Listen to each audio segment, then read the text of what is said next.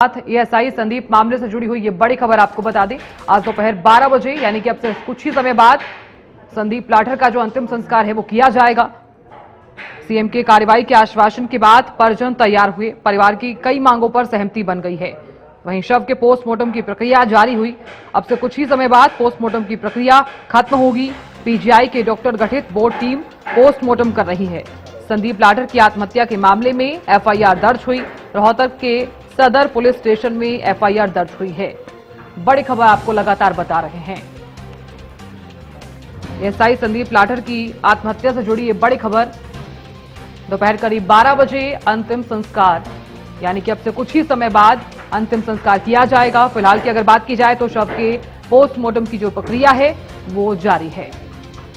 तो अब से कुछ ही समय बाद पोस्टमार्टम की प्रक्रिया जैसे ही खत्म होगी और उसके बाद अंतिम संस्कार किया जाएगा।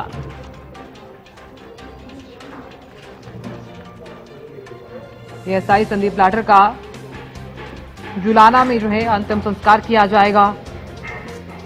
बता दें आपको कि सीएम नारायण सैनी की उचित कार्रवाई के आश्वासन के बाद परिजन माने और पीजीआई में संदीप का पोस्टमार्टम हो रहा है।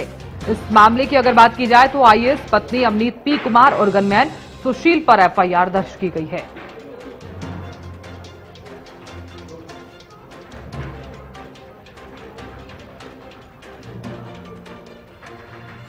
बड़ी खबर लगातार आपको बता रहे हैं। एएसआई संदीप लाठर की आत्महत्या से जुड़ी ये बड़ी खबर।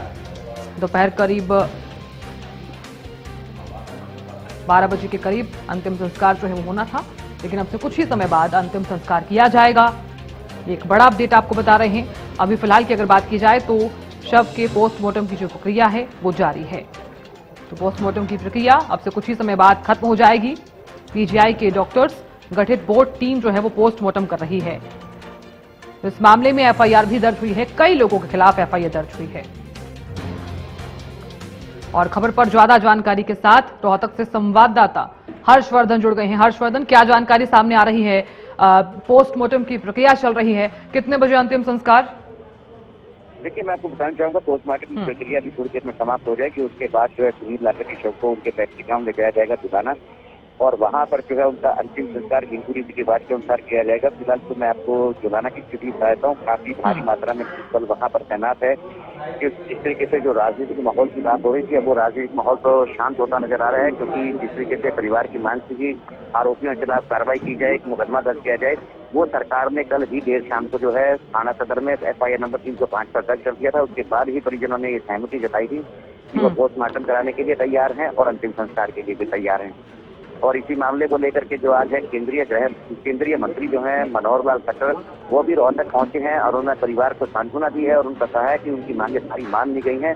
अब आप किसी प्रकार का जो है उन्होंने संदेशा भी दिया है समाज को कि समाज में इस तरीके की दोबारा से कोई पुनरावृत्ति ना हो। अगर कोई इस तरीके के बात है तो उसको सरकार से साझा किया जाए। जी बिल्कुल हर्षवर्धन, देखिए केंद्रीय मंत्री मनोहर लाल ने एएसआई के परिजनों से मुलाकात की है। इससे पहले सीएम नारायण सैनी भी परिजनों से मुलाकात करते हुए नजर आए थे।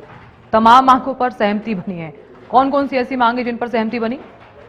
देखिए, जिस तरीके से आरोपियों के नाम थे, 4 आरोपियों का उन्होंने नाम बताया था, जिसमें वाई पूरन सिंह की पत्नी का नाम है और जो उनकी पत्नी है उसके भाई का नाम है, सुशील जो गनमैन है उसका नाम है, और एक सुनील एएसआई रैंक का अधिकारी उसका नाम है। चारों के खिलाफ मुकदमा दर्ज होने के बाद जो है इस मामले के बाद है परिजन जो शांत हो गए थे। दूसरी मांग ये थी कि संदीप लाठर की पत्नी को सरकारी नौकरी दी जाए, वो भी बात सरकार ने मान ली। और बच्चों की जो पढ़ाई के लिए आर्थिक मदद की बात की गई थी वो भी सरकार ने मान लिया, और केंद्रीय मंत्री भी जो है आज इसी बात का आश्वासन परिजनों को दे करके गए। देने के लिए और खबर पर नजर बनाए रखने के लिए